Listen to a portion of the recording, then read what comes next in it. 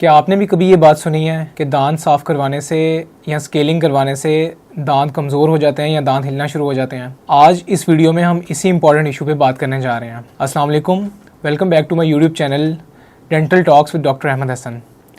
आज हम बहुत अहम इशू पे बात करने जा रहे हैं, जो कि ये है कि अक्सर लोगों से सुनने को मिलता है कि जब उनको बताया जाता है कि आपके दांतों को सफाई की ज़रूरत है या स्केलिंग की ज़रूरत है, तो वो सहम जाते हैं और उनका पहला रिएक्शन ये होता है कि डॉक्टर साहब सफाई से तो दांत जो है वो कमज़ोर हो जाते हैं।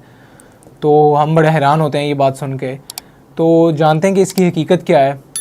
अच्छा, अब जो बेसिकली वजह, पहले तो ये जानने की ज़रूरत है कि दांतों में सफाई की ज़रूरत क्यों पेश आती है। अब जब हम खाना खाते हैं और वो सारा कुछ हमारे दांतों में भी लगता है, ठीक है, वो एक पतरी सी जम जाती है हमारे दांतों के इर्द गिर्द, ख़ास तौर पे जहाँ पे हमारा सलाइवा या थूक इतनी नहीं आ रही होती, उस जगह पे हमारा प्लाक बिल्डअप होता है पहले वहाँ पे।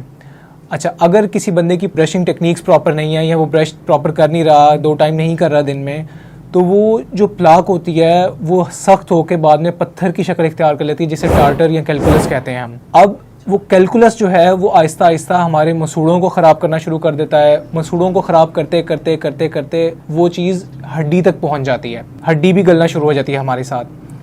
तो वो पहले हमारे मसूड़ों को नुकसान देता है, जो जिंजवाइटिस से चीज़ शुरू होती है मसूड़ों से, फिर वो पेरियोडोंटाइटिस में कन्वर्ट होती है, हमारी हड्डी को भी नुकसान पहुंचाना शुरू कर देती है। अब बेसिकली नुकसान वो चीज़ पहुंचा रही होती है हमारे दांतों को, लेकिन पेशेंट्स को ये चीज़ उस वक्त नहीं एहसास होता, क्योंकि जो टार्टर कैलकुलस या जो पत्थर है वो एक आर्टिफिशियल सा ब्रिज बना के रखता है दांत के बीच में और मसूड़ों के बीच में। वो होल्ड करके रखता है उसे, वो फॉल्स सा एक ब्रिज होता है कि उसको उतारेंगे तो दांत फ़ौरन हिलना शुरू हो जाएंगे।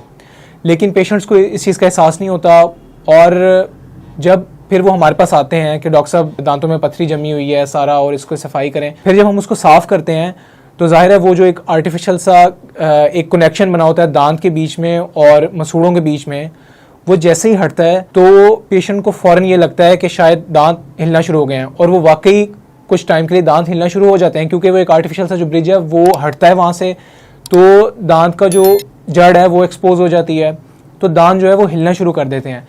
तो बेसिकली दांत स्केलिंग की वजह से नहीं हिल रहे थे, दांत हिले इस वजह से हैं कि वो जो टार्टर या कैलकुलस जमा होता है और उन्होंने एक आर्जी सा जो सपोर्ट प्रोवाइड की हुई थी वो हट गई है वहाँ से। और कुछ पेशेंट्स इस चीज़ की भी कंप्लेन करते हैं कि डॉक्टर साहब ठंडा गर्म भी लगता है हमें दांतों की सफाई के बाद।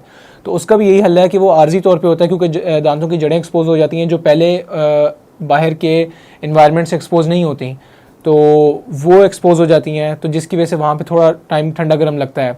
लेकिन उसके लिए हम माउथ वॉश प्रिस्क्राइब करते हैं और डीसेंसिटाइजिंग टूथपेस्ट आती हैं कुछ, वो प्रिस्क्राइब करते हैं, और उसके बाद जो है वो पेशेंट की ठंडा गर्म लगना भी ठीक हो जाता है और दांतों का हिलना भी ठीक हो जाता है। तो ये सारी सिचुएशन है जो इस मिथ के अराउंड जो है वो रिवॉल्व करती है। इन दी एंड इस बात का नतीजा यही है कि दांतों को साफ़ करवाने से जो है वो दांतों की सेहत पे या दांतों के हिलने का कोई ताल्लुक़ नहीं है इससे, बल्कि यह है कि वो इस चीज़ को प्रमोट करती है, दांतों की हीलिंग को। आप सफाई करवाएंगे, वो कुछ टाइम के लिए आपको लगेगा कि शायद आपके दांत हिल रहे हैं, ठंडा गर्म लग रहा है, लेकिन इन दी एंड वो उस चीज़ को बेहतर ही करेंगे। लेकिन अगर आप उस चीज़ को कंटिन्यू रहने देंगे, वो टार्टर को कैलकुलस को अगर आप कंटिन्यू रहने देंगे, तो एक सिचुएशन ये आएगी कि दांत आपके बिल्कुल, जब हम उस टार्टर या कैलकुलस को हटाएंगे उसके साथ दांत भी बाहर आ जाएगा। ये सिचुएशन भी मैंने पेशेंट्स की देखी है कि इतनी हड्डी गल चुकी होती है नीचे से और इतने मसूड़े जो है वो नीचे जा चुके होते हैं, रिसीड कर चुके होते हैं, कि इन दी एंड फिर यह है कि वो पत्थरी के साथ दांत भी बाहर आ जाता है हमारा। तो आई होप कि आपकी इस मिथ का जो है वो आज आपको क्लैरिफिकेशन मिली होगी, आपकी बहुत सारी कन्फ्यूजन दूर हुई होंगी।